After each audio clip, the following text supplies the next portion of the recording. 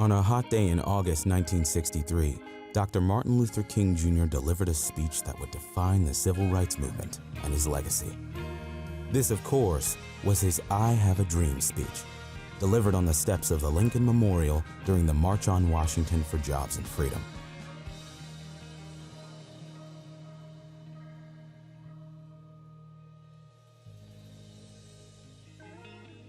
I have a dream that my 4 little children will one day live in a nation where they will not be judged by the color of their skin, but by the content of their character. I have a dream today.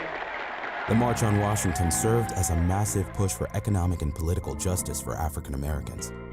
Held during the years celebrating the 100th anniversary of the Emancipation Proclamation, crowds marched on the National Mall to watch a variety of musical performances and speeches. Dr. King, a Baptist preacher and prominent civil rights leader, was scheduled to speak towards the end of the day, his debut on the national stage. Up until that point, King mostly addressed small crowds at black churches, rallies, or fundraisers. This time, he would be seen by nearly 250,000 people on the ground, as well as millions at home watching on television. This was an opportunity to reach a wide audience and persuade the public and the government to take action against racial injustice. The night before, King worked with a close group of advisors to get the speech just right. They worked through the night, settling on a final draft in the pre-dawn hours of August 28.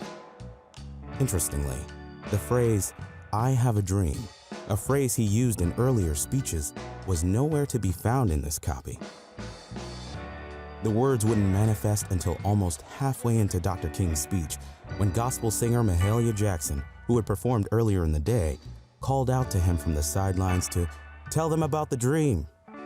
King set his prepared remarks aside and improvised the rest, crafting a soaring speech that would sear into the minds of millions of Americans. No, we are not satisfied, and we will not be satisfied until justice rolls down like waters and righteousness like a mighty stream. The speech was divided into 2 parts.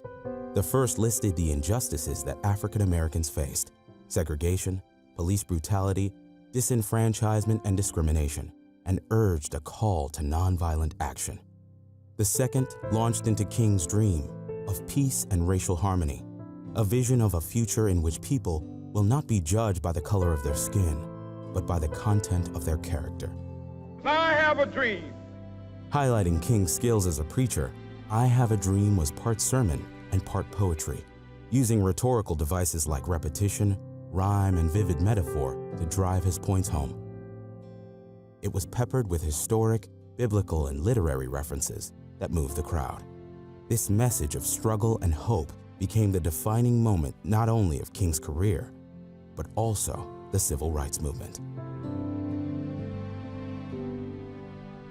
Both the speech and the March on Washington were credited with helping secure the passage of the Civil Rights Act of 1964, a landmark piece of legislation that ended segregation and banned discrimination on the basis of race or sex in the workplace.